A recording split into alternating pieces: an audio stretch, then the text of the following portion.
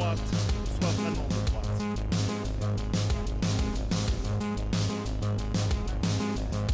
Quel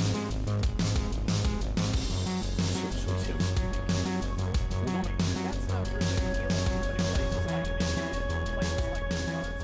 Bonjour à tous, bonjour Mathilde. Bonjour Jean-Baptiste. Nous sommes le mercredi 20 décembre, vous êtes sur Hertz en Provence pour la dernière émission de l'année et voici les grands titres. C'est l'un des piliers fondateurs du net qui est tombé outre-Atlantique ce jeudi 14 décembre. La Commission fédérale des communications a voté la fin de la neutralité du net. Toujours aux États-Unis, c'est l'administration Trump qui est en passe de faire voter son projet de loi fiscale, beaucoup critiqué.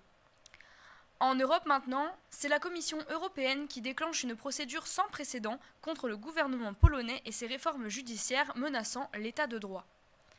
En France, après 2 affaires médiatisées sur le consentement sexuel, c'est le législateur qui doit aujourd'hui se prononcer sur une meilleure protection des mineurs. Tout d'abord, la neutralité du net. Elle implique que tous les contenus mis en ligne sur le réseau doivent être traités de la même manière. Concrètement, cela signifie qu'il était interdit aux FAI, ces fournisseurs d'accès Internet, de permettre un accès plus rapide à certains services plutôt qu'à d'autres. Sans neutralité du net, les FAI pourront donc proposer des abonnements à la carte, sans vidéo ou sans jeux vidéo en ligne, moyennant des prix bien entendu différenciés, instituant ce qu'on appelle un Internet à 2 vitesses. Au-delà du risque d'une dégradation de la qualité du service ou d'une augmentation du coût de l'accès à Internet, c'est aussi la liberté d'expression qui est touchée. Désormais, ces mêmes FAI seront en mesure légalement de censurer certains sites ou certains services en ligne. Ou encore, de demander à certaines entreprises qui publient du contenu en ligne de payer pour obtenir un traitement favorisé, un accès à Internet plus rapide à leur service. Les FAI pourraient extraire une rente considérable d'un Internet à 2 vitesses.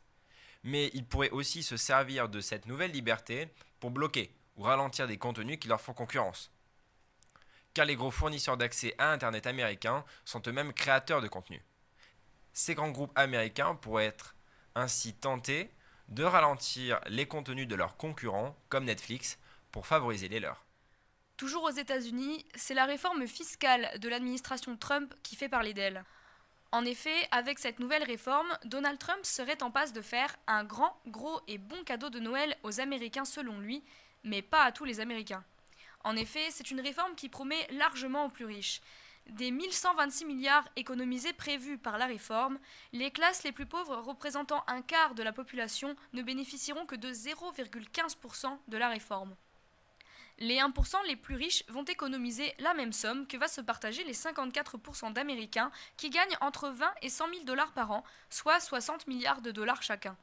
Les classes moyennes supérieures, qui représentent un quart de la population, verront leur impôt baisser de 136 milliards. Ce sont les entreprises et les plus riches qui bénéficieront le plus de la réforme. Le taux nominal de l'impôt sur les sociétés va passer de 35 à 21% sous le seuil des pays de l'OCDE. Comme le dit Arnaud Le Parmentier, correspondant du Monde, la réforme qui vient d'être votée n'a aucune visée redistributrice et ne cherche nullement à corriger les inégalités par le biais de l'impôt. Elle est anti-État et anti-État social. Au niveau européen maintenant, la Commission européenne a déclenché mercredi l'article 7 du traité de l'Union européenne, encore jamais utilisé, estimant, je cite, qu'il y a un risque clair d'une violation grave de l'état de droit en Pologne. Le gouvernement contrôlé par le parti PIS, ultra-conservateur, a fait adopter début décembre la refonte à la fois du Conseil national de la magistrature, chargé de la nomination et de la déontologie des juges, et de la Cour suprême. Encore jamais utilisé, l'article 7 est parfois qualifié d'une arme nucléaire parmi les sanctions possibles de l'Union européenne. Elle peut déboucher au terme d'une procédure complexe sur une suspension des droits de vote au sein du Conseil de l'Union. En France, pour terminer, jugé pour le viol d'une fille de 11 ans en 2009, un homme de 30 ans avait été acquitté au début du mois de novembre par la cour d'assises de Seine-et-Marne. 8 ans de prison avaient été requis contre lui, mais les jurés ont estimé que le viol n'était pas caractérisé. La polémique qui s'en est suivie a relancé le débat sur le consentement il y a quelques jours.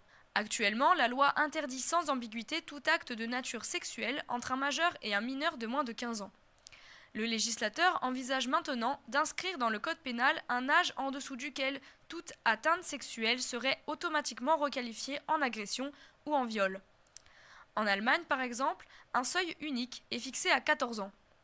Au-dessous, la question du consentement n'est pas posée et la peine encourue par l'adulte est comprise entre 6 mois de prison et 10 ans.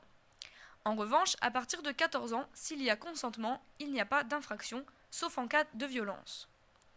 Dans un contexte de libération de la parole au sujet du harcèlement sexuel depuis l'affaire Weinstein, c'est au législateur de prendre la décision de sanctionner le viol et de protéger ses victimes.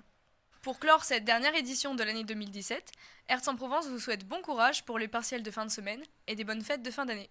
On se retrouve à la rentrée pour de nouvelles émissions. Voilà, c'est bon.